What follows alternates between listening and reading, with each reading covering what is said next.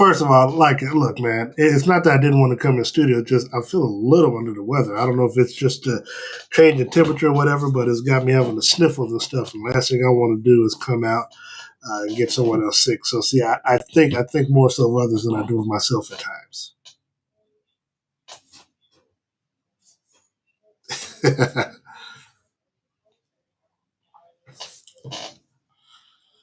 Yeah.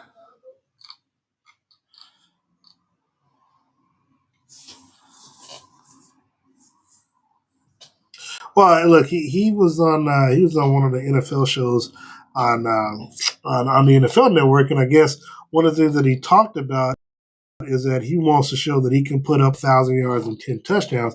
I guess in this upcoming year. So of course, a lot of talk around social media is like, well, you've been here for 4 years, and these are your numbers, combined or whatever. And so, so I guess the question is. Is he overhyping his value? Is he overhyping his work? Yeah, should he feel this way? Which I believe he should. But also, what do you think he will actually be able to do if he is the Chiefs' number 2 wide receiver?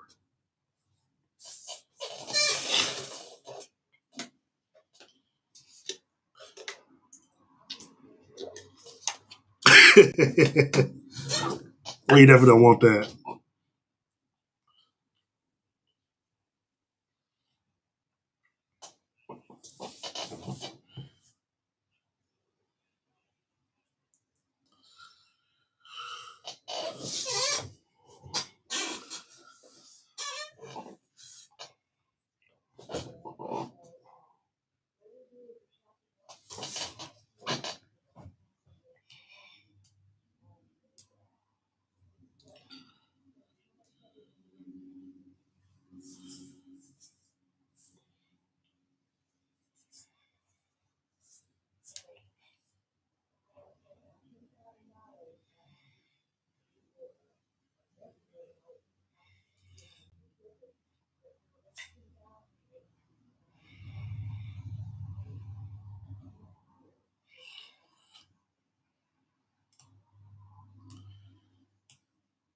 750. Well, I'll say this. I think obviously if Kansas City gets it, well, it depends on obviously as we lead into training camp and before the start of the season when cuts and stuff are made.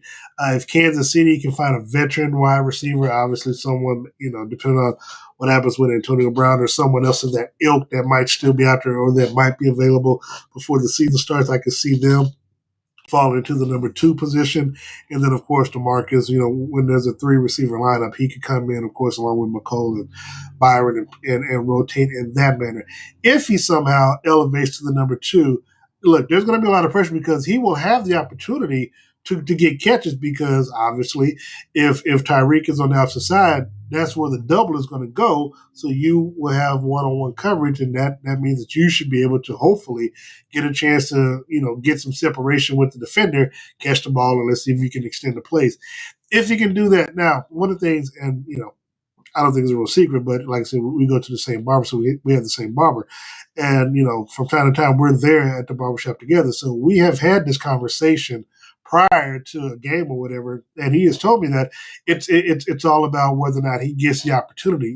Obviously, if Patrick is spreading the ball around, obviously the people who are going to get the most catches are going to be Tyreek and going to be Travis, and then everybody else got to fight for the rest of those receptions. And so, if it becomes an issue where he is the number 2 wide receiver but the number 3 option, then of course, in that it could be a number 4 option depending on if he dips off to the running back or something like that. So if I'm DeMarcus, I mean, it's good to have these goals, and I don't even have a problem with having these public goals, 1,000 yards, 10 touchdowns, because one that's good for him because that will elevate his status and his pay next year when he becomes a free agent once again. And then also, look, you want that because you want people to take notice of you as well. So, I mean, look, maybe you start having a big game or whatever, you have a good game, next you might start seeing a double coverage your way, which will free it up for Tyreek or even Kelsey, and then boom, because at the end of the day, it's all about wins and losses. But as I mentioned to you last year, during the Chiefs 14 or 12 or whatever at this 14-2 run last year, and even through the playoffs. The question would be when you become a free agent and when general managers and coaches look at the film tape, they're going to see what was your contribution to this team. And yeah, and so you didn't have a good Super Bowl outing. You didn't really have a good playoff run. You didn't really have a really good 2020, so to speak. So that's why your market, while you may have had some options, was bare considering what you decided to come back to in Kansas City. So, he said he's ready to show us. I'm ready to see what he can do. No. What I said was if he has good games, like you'll see different coverage. Look, if Tyreek is getting doubled and DeMarcus is getting those catches and extended plays and he gets a touchdown or two, yes, you're going to see double coverage before the end of the game because they're going to try to make sure they stop you. By the time they come over and get to you, that's when you hit Tyreek over the top in single coverage. That's all I'm saying. I'm not saying he's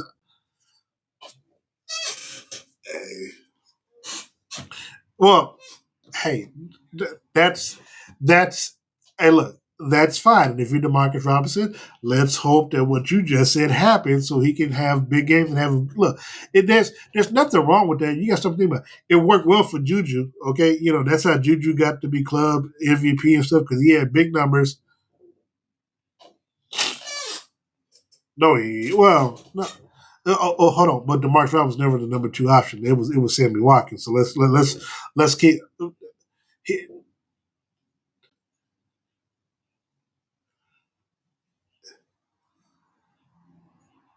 Well, Sammy played in 10 games. Look, it might not have seemed like it, but Sammy started ten of those games last year. I think he might start a few more, but he started 10 football games, so that means DeMarcus was the number three option for the majority of the season. Now, when he got a chance to go in there, obviously when Sammy was out, I'm like you. I don't think he did. I don't think he did enough. I don't think he showed that he was ready to be a number two wide receiver. So again, he has a chance and he has the opportunity. One because he knows the offense, he knows playbook, he knows Patrick. He's got a rapport with him. That if he gets the opportunity, he can show he can be a number two wide receiver. And all I'm saying is it worked well for Juju when Juju had those impressive numbers when AB was on the other side of him, and that's how he felt he was the number one wide receiver when AB left. Now, he didn't live up to me as the number one wide receiver. That's why I don't think he is a number one wide receiver. But I'm saying DeMarcus Robinson, if he's smart, he follows that path that Juju had when he had AB on the other side.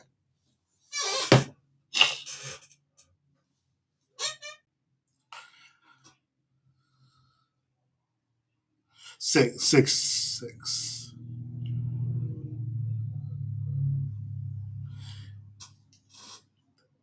But he also hold on, but hold on. If DeMarcus started 16 games, he would have over 500 yards. He did not start. 9 and 16 are two different numbers.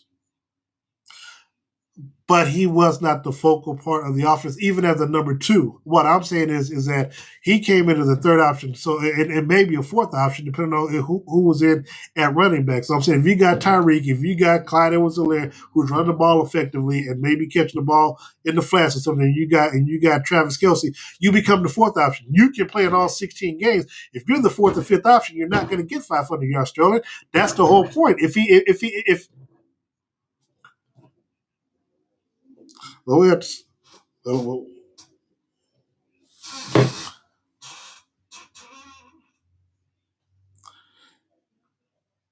that's his goal. That's his goal, Sterling.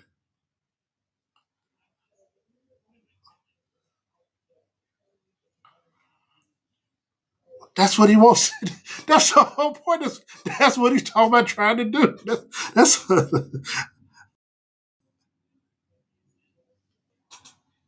hold on. Okay, hold on. Let's do this.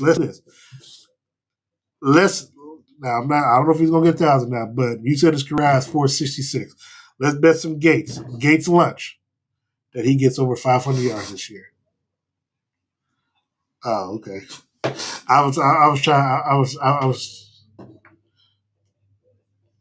Okay, fine. Okay, no, okay. Hold on. Now, if he's listed as the number two wide receiver, I'm talking about the opposite of Tyree. I'll go 750 with you, and we'll bet some Gates lunch. Come on now. Oh, no. Oh, well then let's make the bet then. Okay then. Yeah. Okay. So,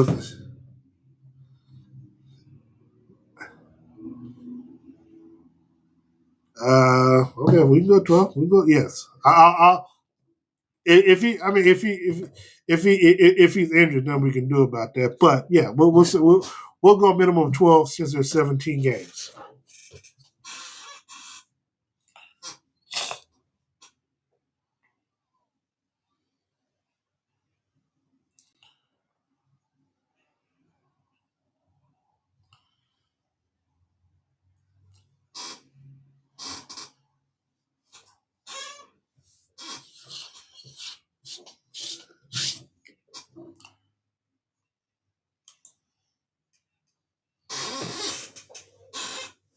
Well, like I said, we got a bet on it. He has to start a minimum of 12 games as the number two wide receiver, and he will go for at least 750 yards. If he goes below that, I owe you lunch. When he goes above 750, I will be eating well off of you and your allowance. Oh, I don't know. That depends on that will depend on how much special teams they utilize McCullough on. So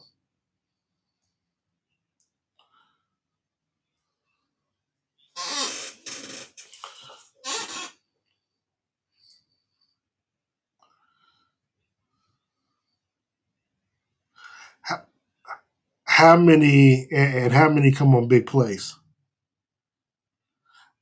Oh gosh, it just well, I mean, if hold on, if Patrick throws the bomb to DeMarcus and he throws a 3 yard touchdown, a 3 yard flat to DeMarcus Robinson. I mean that's a big difference as really. So what I'm they run. He runs fast. Well, duh, he's the second fastest person on the team.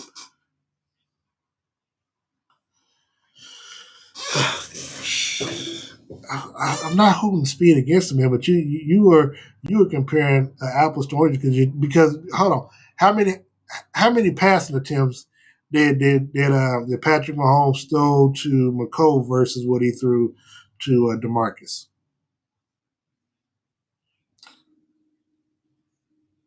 There you go, 3 more kids. Hey,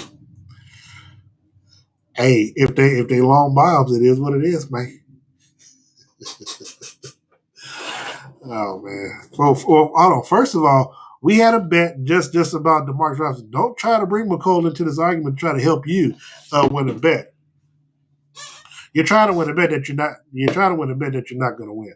But no, no. I'm finna eat well off you. But speaking of wide receivers, there's been a lot of talk of where's Andy Reid at been in this offseason. Now, I told somebody who was on my show a few weeks ago on A10 that just because you don't see Andy Reid out there in the press clippings don't mean he's not out there trying to recruit. Well, come to find out, Andy Reid be in people's DMs and in the inboxes and text messages and stuff because Juju Smith-Schuster, one of the wide receivers that the Chiefs were going after, said that Andy Reid recruited him by texting him Lombardi Trophy pictures. Now, what do you think about that? And Andy Reid trying to utilize the big trophy and trying to get Juju to Kansas City.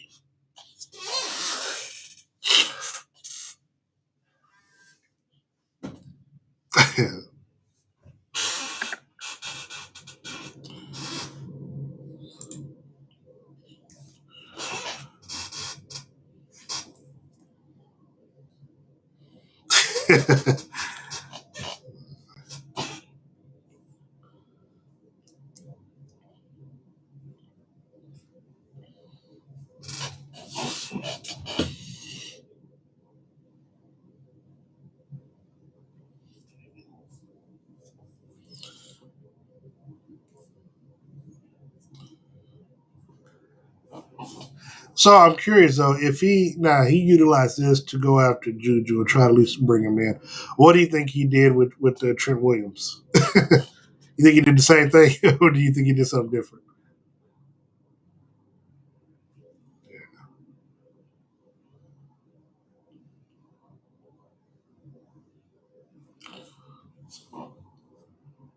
I trust you.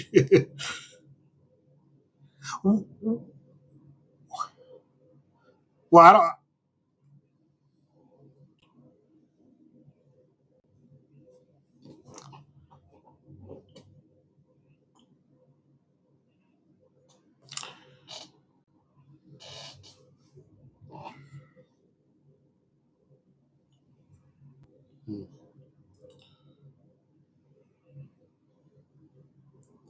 I would say you kind of made me lose my point as it relates to Trent Williams, but I will put it like this. I mean, I don't have a problem with when it comes to money. Yes, I'm all about going after money too, but also depending on where you're at now. $136 million will go a long way wherever you're at, but it'll go much longer in Kansas City than it will in California just because of the state tax alone. So I mean, that's why you can get you a private plane and fly to it from. Yeah, well, yeah. I mean, hey, look, hey, you see what Travis, I mean, not Travis, but Patrick got him a private plane Tuesday and flew down to Augusta. So it's not like he wouldn't be able to afford it here in Kansas City. So, um,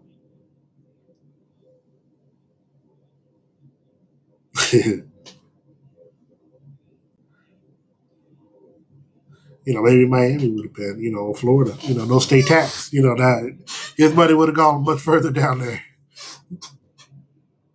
Yeah, no, not going to fault him at all. But Andy Reid is, and what I try to put, Andy Reid is out here trying to help Brett Veach, recruit players, obviously, to Kansas City. But at the end of the day, I keep telling people it's Brett Veach's job. I mean, Andy Reid will contribute where it is, but at the end of the day, Brett Veach has to make it all work, has to make it dollars and cents. Obviously, it's up to him to utilize Andy Reid and others as it relates to, trying to sell the Chiefs and whatever else they try to do and to bring players in to Kansas City. So, but speaking of, go ahead. I'm sorry, Silla.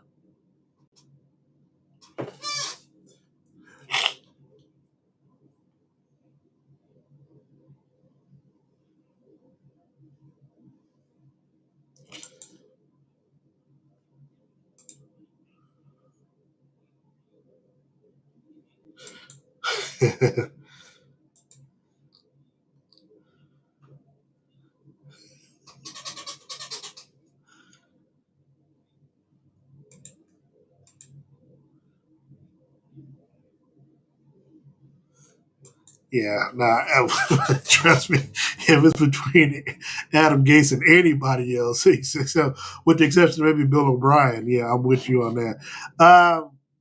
Well, you know what?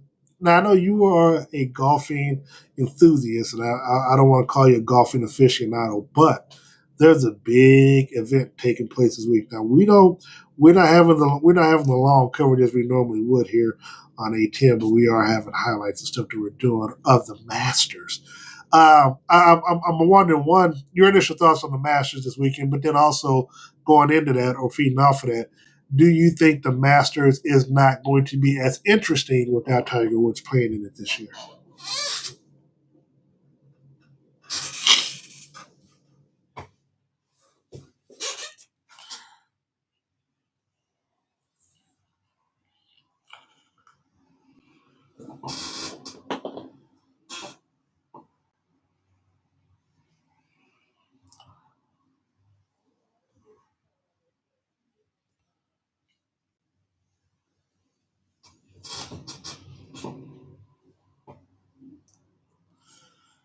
Dude, would you hold on? Did you really just try to steal Jim? Hold on. Was you waiting? Was you waiting on me to just ask the question just so you could do the gym dance just then?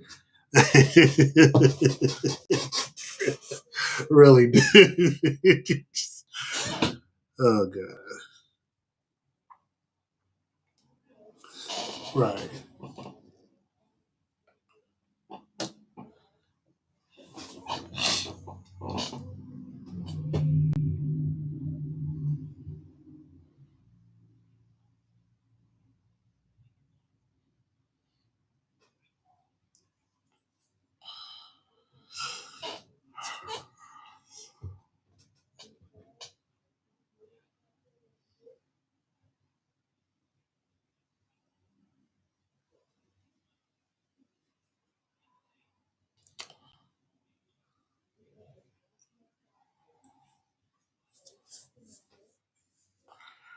I I really don't, because if Tiger wasn't playing, I wasn't watching. That's the whole point. It's look. I know the Masters is the Masters. I'm not taking nothing away from it, but you got to remember when Tiger came on board back in '97 when he won.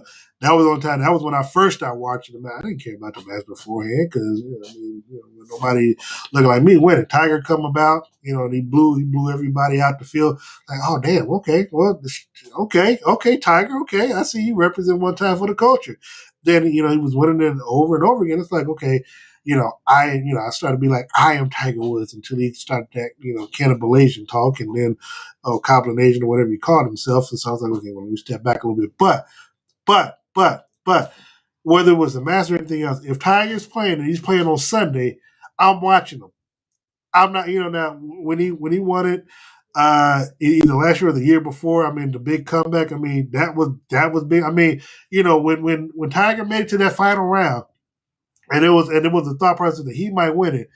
You saw ratings take off like nothing else. Now, you can say the Masters is the Masters, but the Masters is not the same without Tiger Woods, especially when Tiger Woods is in contention, because you got to remember, Sterling, and I know I know you kind of young, but these players are making the money that they're making because of Tiger Woods. It ain't because it's the Masters.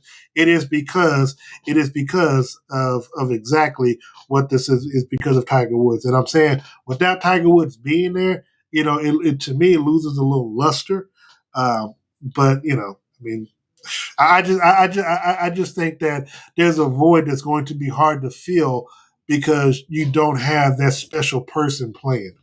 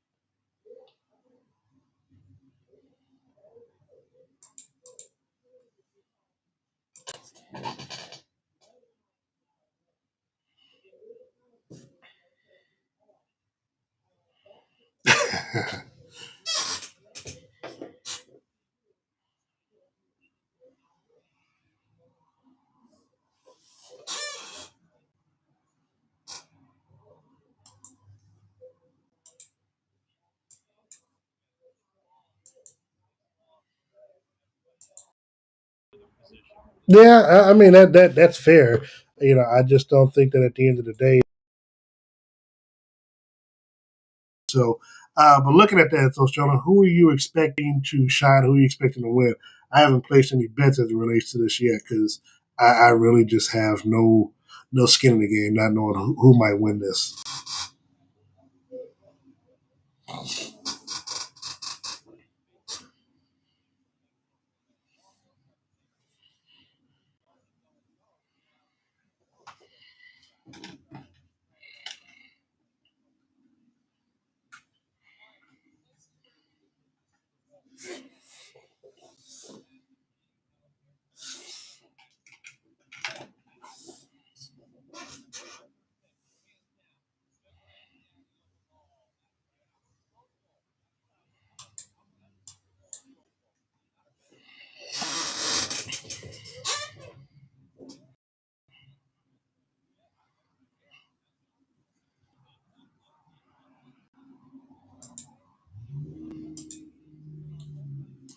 Matsuyama. So that's what I need to be putting money on, huh? Is that what you're trying to tell me?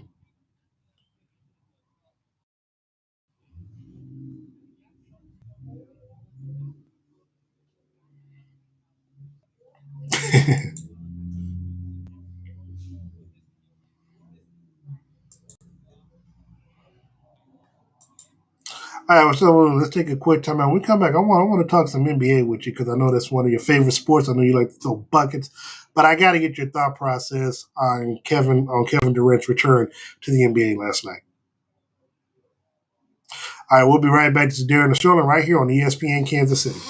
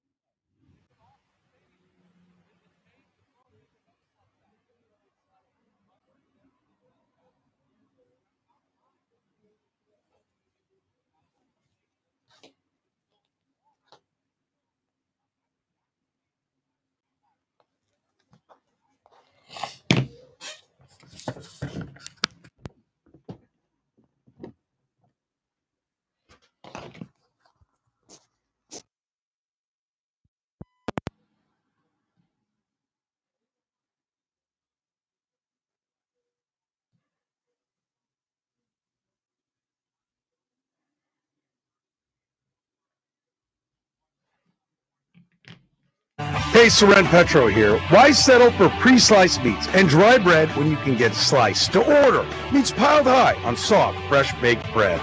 Founded right here in Lenexa, Kansas, Good Sense has been doing things the right way since they began. Good Sense has been a Kansas City classic for over 30 years. They've mastered the craft of soft bread by preparing and baking their signature bread twice each day. They slice all their meats and cheeses by hand to make sure that your sandwich tastes fresh. They don't do these things because they're easy. They do them because it's what tastes best. Good Sense also offers toasted subs, pastas, my daughter's absolute favorite, and even kids' meals too. And their delicious giant cookies make the perfect dessert. Find the Good Sense location closest to you at goodsense.com. Sandwich lovers in KC have chosen Good Sense for over 30 years, not because it's easy, but because it's better. No nonsense, just Good Sense.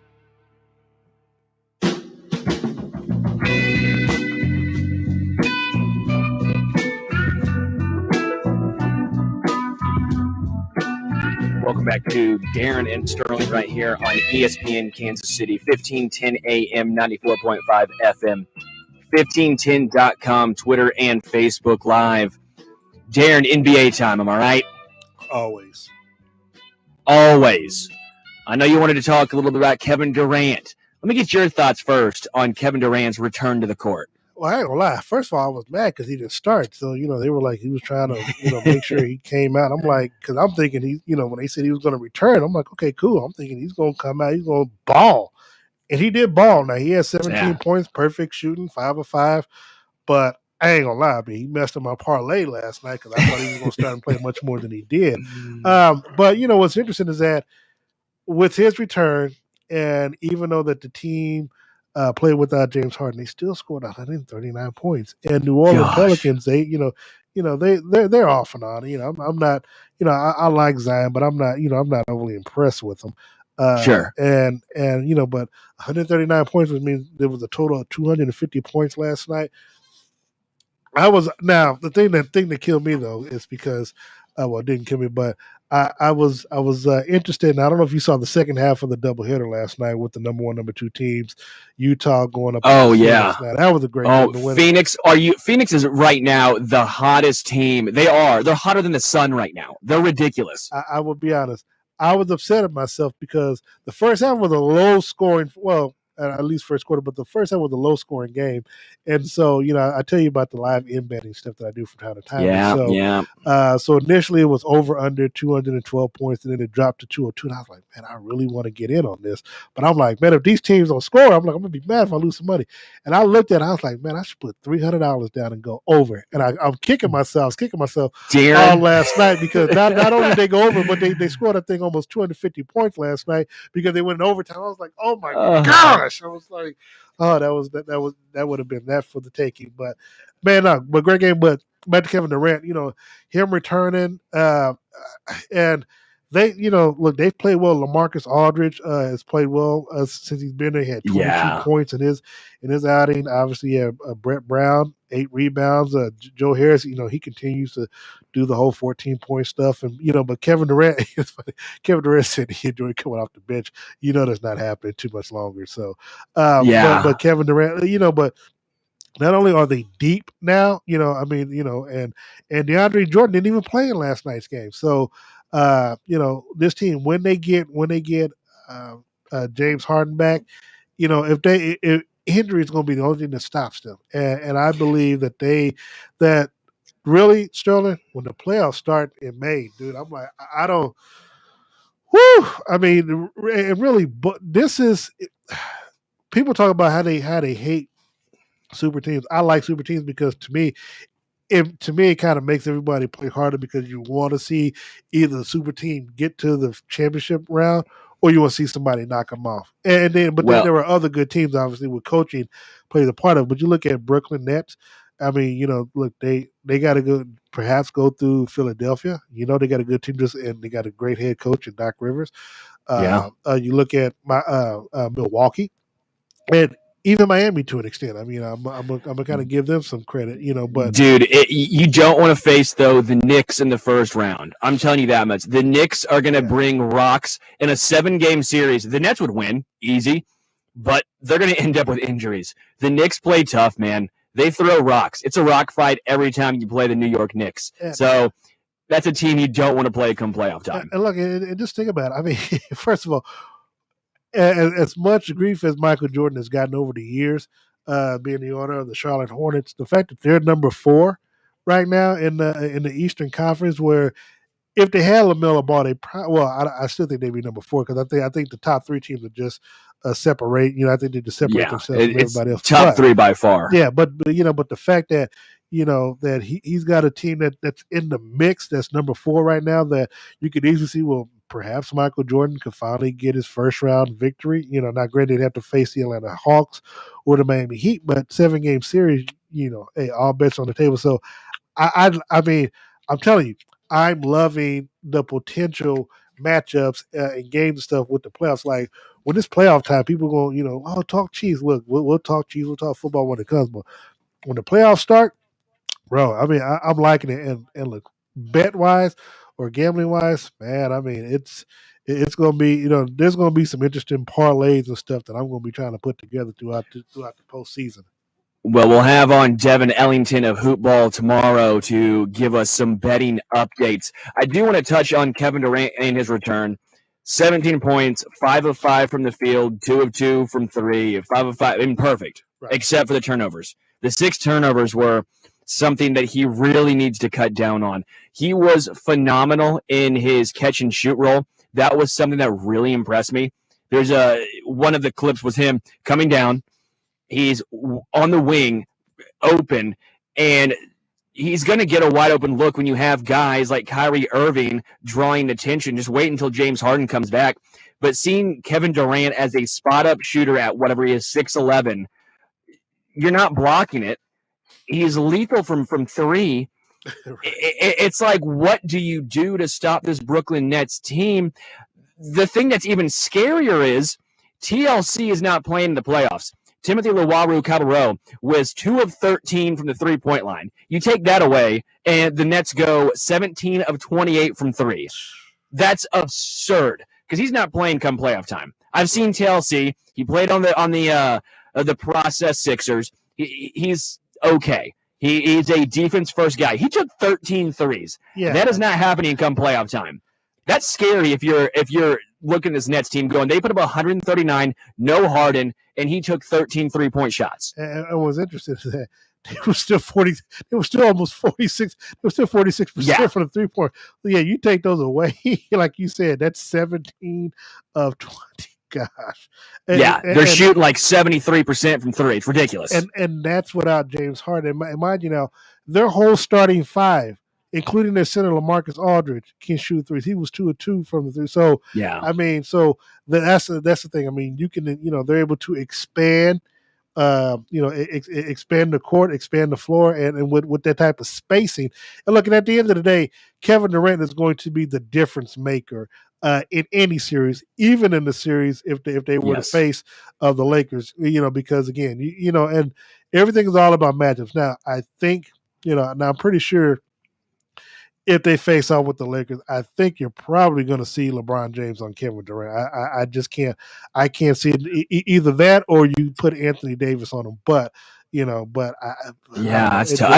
actually a good question because I don't know if LeBron can't keep up with Kyrie or James Harden. Right. I just don't think he can.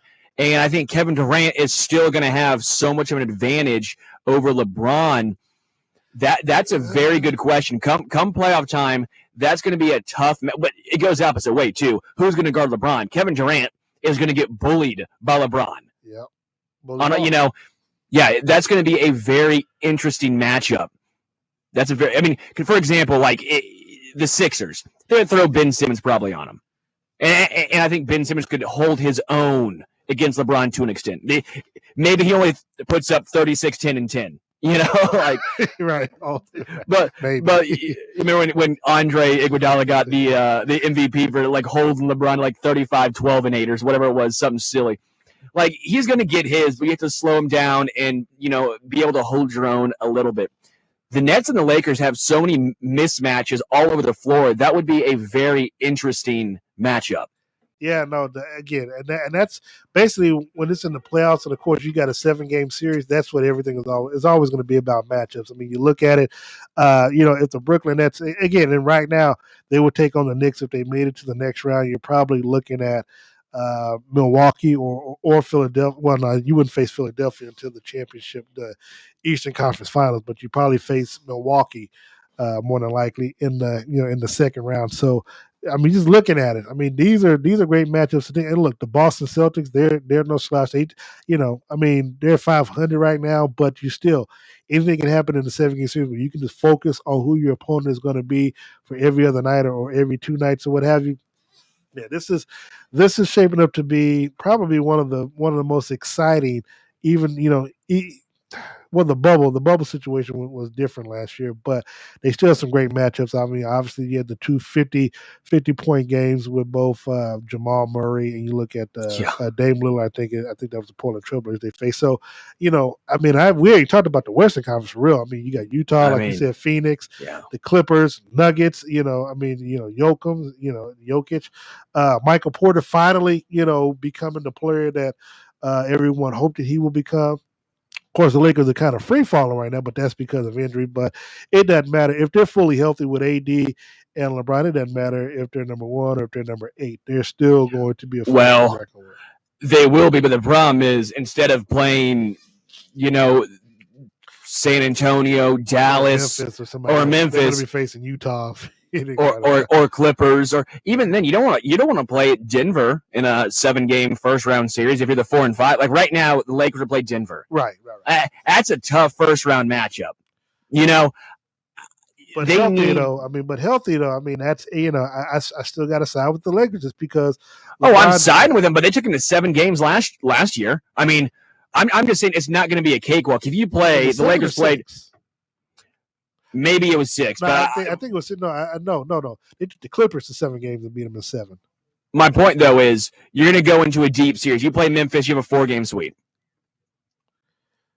I'm just saying you don't want to play one of these teams round 1. Well, look, I'm with you. Memphis would probably be the one they sweep, but the Mavericks and the Trailblazers and if the Nuggets were number 5 or whatever, I mean, but the Lakers this year were I don't think they were going to have a better record than Utah once Anthony Davis went down. So I mean, so even if you look at it at them being as high as number 2, they're not sweeping the Mavericks or the Trailblazers or even the Nuggets. So realistically, it's all it was always going to be more than a 4-game series. Either way, any way it went except for Memphis. So, I mean, I'm just saying, I wouldn't want to play the Denver Nuggets. They have no one who can stop Jokic. Well, hell, who's going to stop LeBron? Who's going to stop AD? I mean, I'm just saying, there's mismatches all over the floor. Yeah, I'm not disagreeing. My whole point is, though, I would much rather say, okay, we can try and stop Ja Morant, and that's about it on Memphis Grizzlies, rather than trying to stop Jamal Murray, Michael Porter Jr., Jokic, Aaron Gordon on the. By the way, Aaron Gordon's been pretty solid on the Denver Nuggets. Yeah. I wouldn't want to have that task round one. I do think what Phoenix Suns have done has been nothing short of amazing. If you look at the roster, it's solid, but it's nothing that's going to jump out at you. The fact that they are the number 2 seed and the hottest team in the NBA right now is ridiculous. I think Chris Paul should be getting some MVP talk. I mean, because nobody expected this. I mean, they have technically the second best record in all the NBA right now, like you said. I mean, nobody expected to be this high, number 2 in the city. It seems like everywhere Chris Paul goes, he is a difference maker, so to speak. Yes. But hey, I want to ask you though, Sterling. When we look at some of the trades that were made, and you see how some of the players are kind of flowing well. I know you talked about Aaron Gordon, of course. You talked about LaMarcus Aldridge and even Blake Griffin. Who do you think has been most improved or most helped with those new additions to their teams? Probably Aaron Gordon with Denver, just giving him that extra rotational piece. I mean, maybe Vucevic too, the Bulls, but I just don't think the Bulls, that's going to matter. Yeah, you know what I'm saying? Like, he's been great, but that's not really going to matter. I think the biggest letdown is, I'm drawing blank. The guy from the Magic that went to Boston. I'm drawing a blank on his name. Let me pull it up. He's been disappointed. Evan Fournier. Okay. Evan Fournier. He was going to be a guy to help Boston turn it around.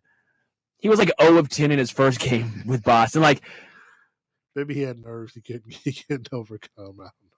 I don't know what's going on with Boston. Boston should really be one of the better teams in the East. They should easily be the 4th seed. I think coaching has hurt them. I don't think Brad Stevens done a good job this year. And to be honest, look, I mean, they're technically only 2 games in a loss column from being number 4. So I mean that it's nothing that a 2-game win or loss or whatever from Charlotte wouldn't help. But my point is, they were supposed to be with the Sixers, with Milwaukee, with the Nets. They were supposed to be in that tier. They are clearly not in that tier. You have Jason Tatum, Jaylen Brown, Kemba Walker, and you're sitting there at 500. They've been the biggest disappointment I've seen this entire NBA season. I like Brad Stevens. He's done a great job coaching Boston in the past. I have no idea what's going on this year. They obviously have issues that go far beyond the players, because that talent alone is not a 26 and 2016. No, I agree with you there. Now, I am curious. Now, I know that they do have a 7 through 10 play-in for the last 2 spots. So teams who are 9 and 10, I guess if you're within a certain record, I guess they will allow you to try to play in for those last 2 games. Yeah. Right now, you're looking in the Western Conference, which is fair. The San Antonio Spurs and the Golden State Warriors. Eastern Conference, you'd have the Indiana Pacers and the Chicago Bulls. Any of these teams that are 9 and 10 right now, do you see could easily win? And I believe it's is it 1 game that they play into, or is it 2? It's a 3-game series where it's something where I was looking this up the other day. It's where if you're the 7 seed, you only have to win like 1 game and then you're in. But if the 8 and 9 seeds somehow play, then the 9 or 10 has to win basically multiple games. And whoever wins the 7 and 10, it's a very weird setup. It's kind of interesting though. It makes it so it gives other teams a chance. I'm not a massive fan because you play 82 games and already or 72, and you're already having over half the teams make the playoffs. Don't water it down anymore. But I understand the West has been such a bloodbath for so long.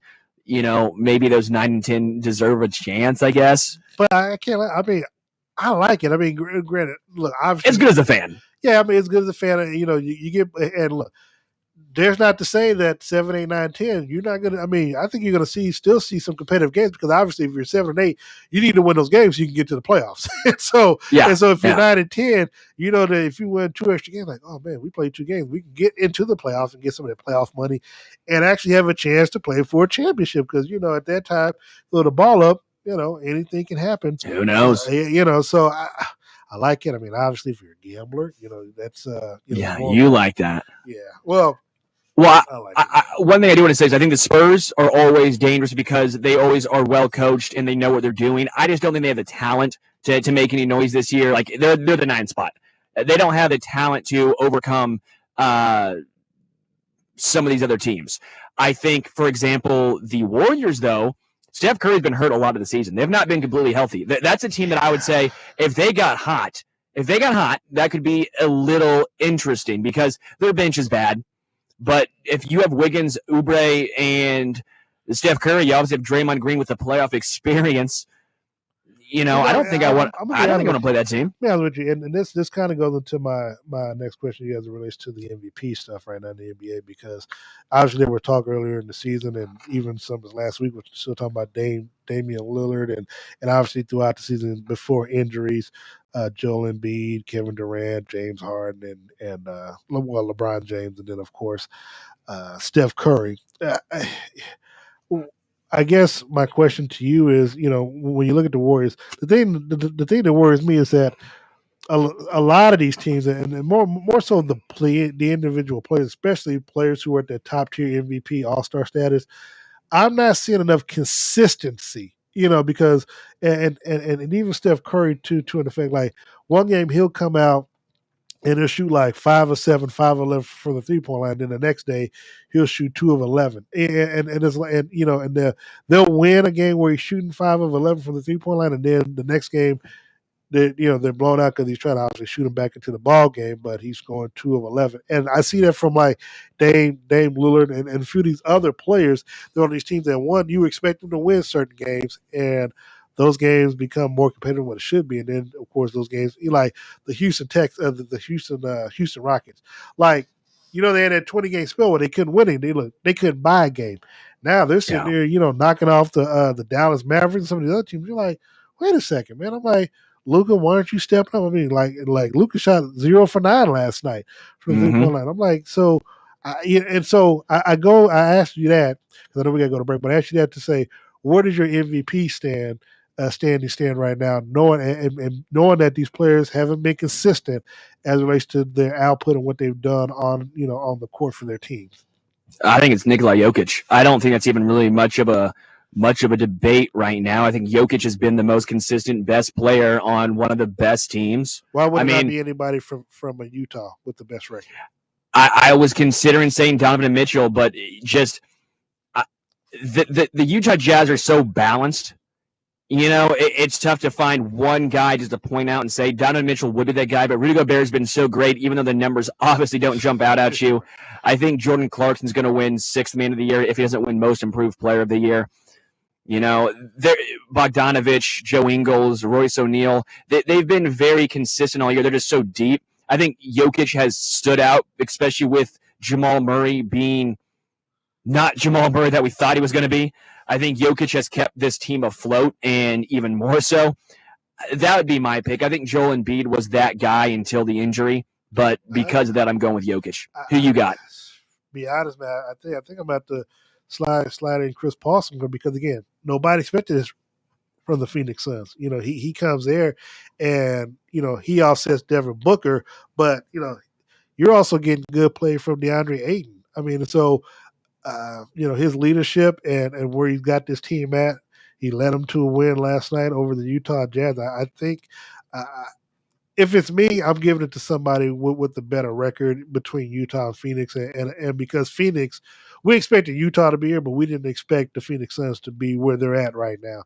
And because of that, I think a lot of that goes to Chris Paul. Now, I know he's not going to win it, but if I had a vote right now, that's where it would go to. It would have been James Harden had James Harden not suffered an injury, but yeah, that's what it is crazy that Jokic is averaging 26, 11, 8.7, and has the highest player efficiency rating in the NBA, and I think it's the highest in NBA history. That's how efficient he's been. Yeah. He's also shooting 42% from the field as a center. From the three-point line as a center. It's crazy what Jokic has done. We do have to take a quick break, though, Darren. Yeah. This is Darren and Sterling right here on ESPN Kansas City. Are you looking for unique sporty clothing and merchandise that makes you stand out from the crowd? Do you love Kansas City sports teams? The Cherry Company designs and creates fashion-forward gear for athletes, avid sports fans, and everything in between. Check out our famous KC Mahomes denim jacket at cherrysportsgear.com or find it in stores in the Made in KC, Lee Summit, or Plaza location. Sports styles, sport logos.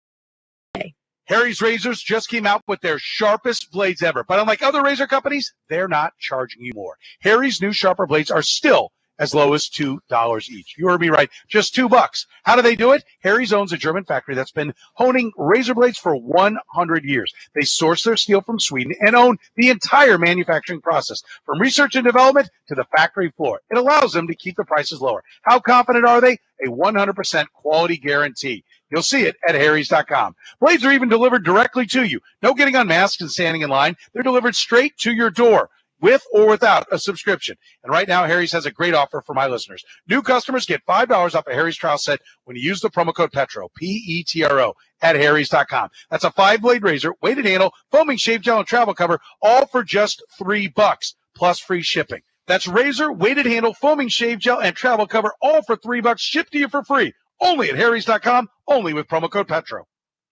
The weather has changed, and next thing you know, you'll need to switch your furnace to AC. There is no better time than now to get a new AC. And this month only, you can get a new furnace for free to go with it. That's right. Buy a new AC and get a new furnace for free. Call the folks at Anthony and get ready for spring and summer while saving a lot of cash. That's Anthony, the technicians Casey has trusted for 70 years. Get more information at AnthonyPHCE.com.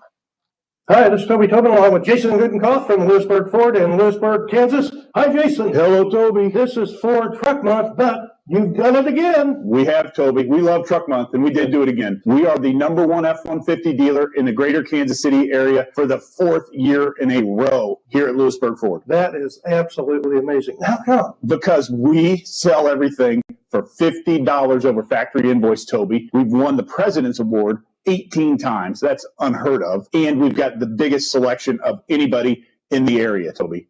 Anybody interested in a Ford F-150 pickup needs to go to Lewisburg Ford. Right. What are some deals? Right now, Toby, the brand new 21 F-150, it's hot, it's gorgeous, it's got a big 12-inch touchscreen, and we've got up to $10,000 off top MSRP at Lewisburg Ford. Okay, this is easy. The best place to buy a Ford pickup is at Lewisburg Ford in Lewisburg, Kansas. What's your toll-free number? 816-444-2300. Or LewisburgFord.com.